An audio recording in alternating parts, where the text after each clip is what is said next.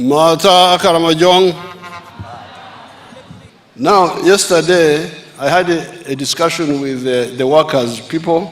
As they told you, we are going to discuss more in June, but internally within the cabinet, we are going to take up the issues also.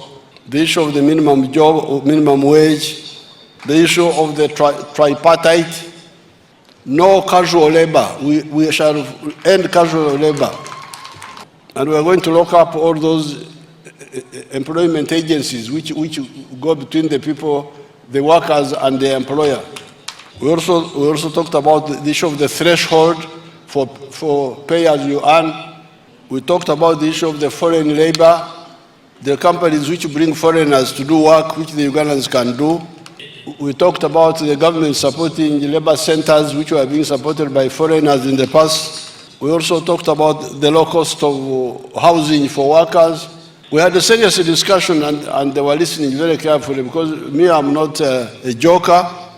So we always handle the situation the way it is, moving in a rational direction. Download the app on App Store or Google Play Store now. Vision Digital Experience, the future of media.